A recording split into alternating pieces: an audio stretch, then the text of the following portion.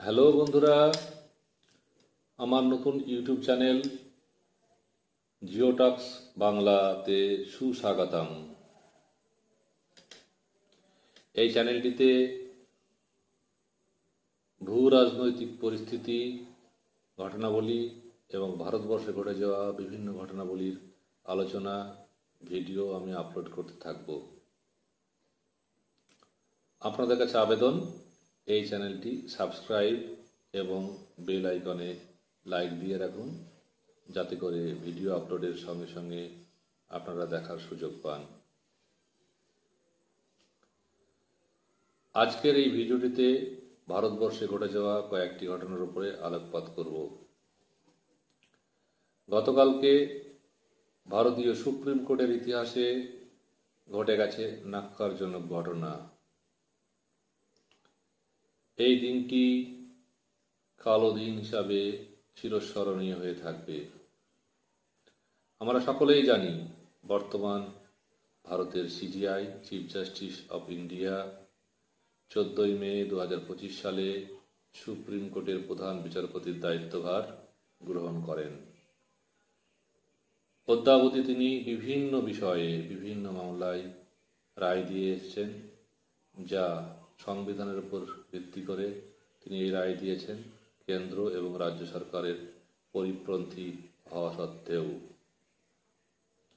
গতকালকে একটি বিচার চলাকালীন হঠাৎই এক আইনজীবী রাকেশ কিশোর তার উপরে জুতা নিক্ষেপ করেন।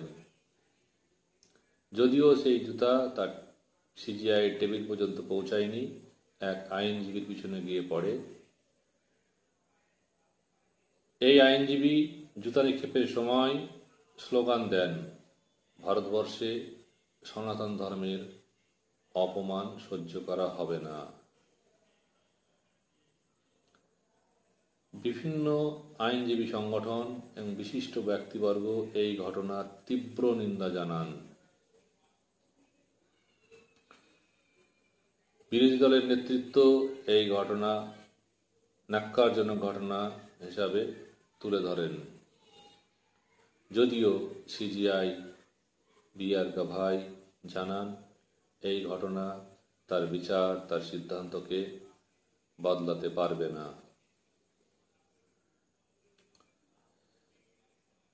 যদিও ভারতের স্বরাষ্ট্রমন্ত্রী এবং আইনমন্ত্রীর কোনো প্রতিক্রিয়া এই ঘটনার উপরে পাওয়া যায়নি, গভীর রাত্রিতে প্রধানমন্ত্রী সামান্য এই ঘটনাকে নিন্দনীয় বলে ঘোষণা করেন।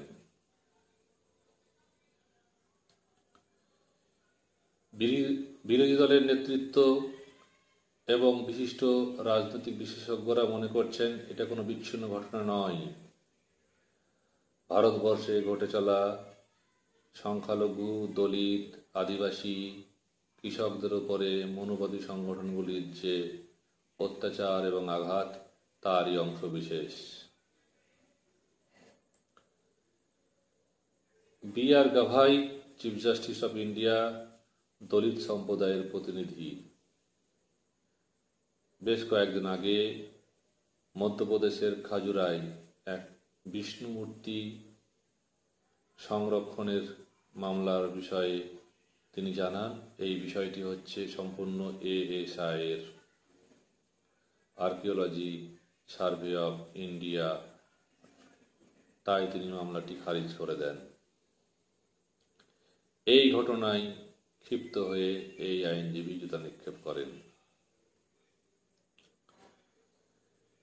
গতকালকে আরও একটি ঘটনা সোশ্যাল মিডিয়ায় ট্রেন্ডিং। উত্তরপ্রদেশের রায়বেরেলিতে এক দলিত যুবককে নির্মমভাবে হত্যা করা হয়। হরিওম বাল্মীকি নামে এই দলিত রায়বেরেলিতে এলে তাকে চোর অপবাদে তার হাত পা বেঁধে তার উপরে অকথ্য অত্যাচার চালানো হয় এবং তাকে হত্যা করা হয়। সোশ্যাল মিডিয়ায় ভিডিওতে মৃত্যুর আগে তাকে বলতে শোনা গেছে রাহুল গান্ধীর নাম। একইভাবে যে যুবকেরা তার উপরে অকথ্য অত্যাচার করে তাকে হত্যা করেছে, তারা বলেছে তারা নাকি বাবার লোক। বাবা মানে উত্তরপ্রদেশের মুখ্যমন্ত্রী যোগী আদিত্যনাথের লোক। ছোটখাটো ঘটনা ঘটলেই দলিত, আদিবাসী এবং সংখ্যালঘু সম্প্রদায়ের উপরে উত্তরপ্রদেশের প্রশাসন এবং তাদের দলীয় সমর্থক কর্মীরা চড়াও হচ্ছে, বুলডোজার চালানো হচ্ছে, তাদেরকে প্রশাসনের মাধ্যমে জেল ভর্তি করা হচ্ছে। অথচ এই ঘটনার পরে মুখ্যমন্ত্রীর কোনো প্রতিক্রিয়া আসেনি।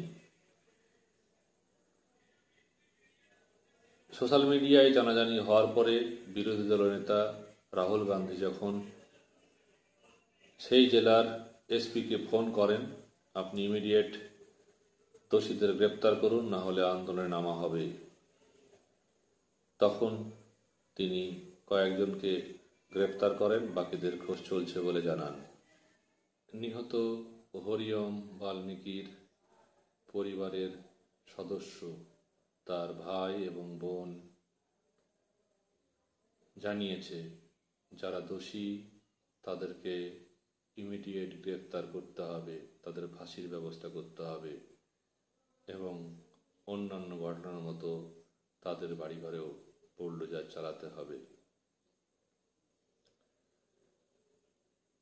এই হরিওম বাল্মীকিকে চুরির অপবাদে সারা রাত তার উপরে অকথ্য অত্যাচার, গালিগালাজ,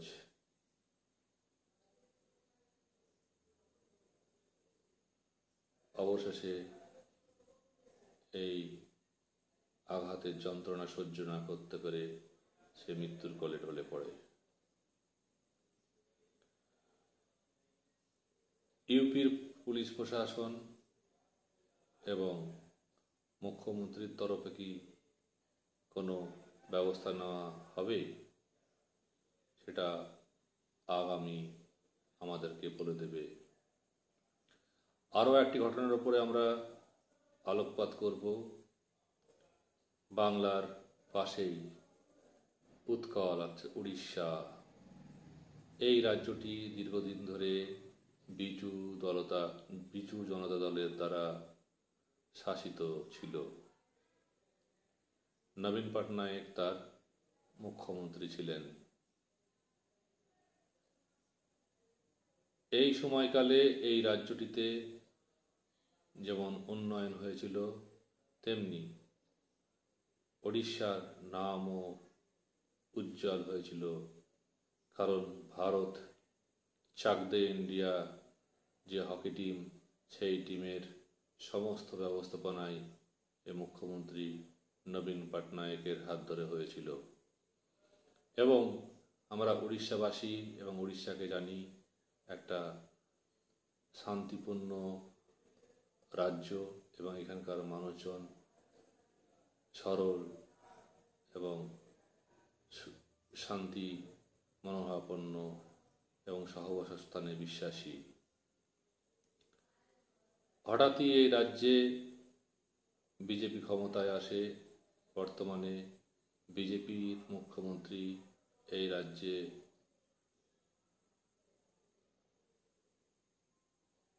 দুর্গোৎসবের বিসর্জনের দিন এখানে একটা দাঙ্গা পরিস্থিতি তৈরি হয়।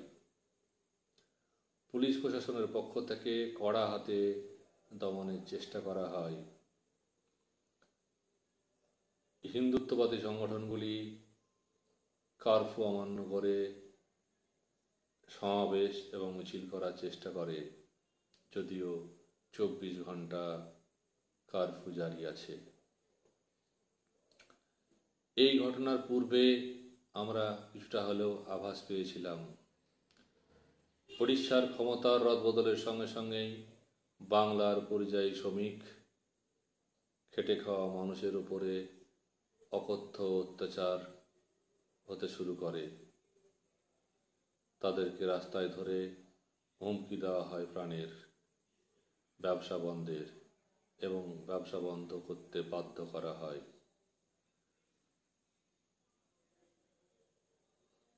ভারতবর্ষের যে 29টি রাজ্য আছে, সেই রাজ্যের প্রত্যেকেই ভারতীয়।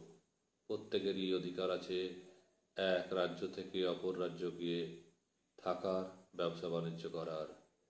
কিন্তু এই সমস্ত কিছুকে তোয়াক্কা করে বাঙালিদের উপরে বিজেপি শাসিত রাজ্যগুলিতে একের পর এক আক্রমণ নামিয়ে নিয়ে আসা হয়েছে। বাঙালিদের সবচেয়ে বড় উৎসব দুর্গোৎসব, তাকে কেন্দ্র করে কটকে দাঙ্গা পরিস্থিতি এবং কটকে 24 ঘন্টার কারফিউ জারি করা হয়েছে।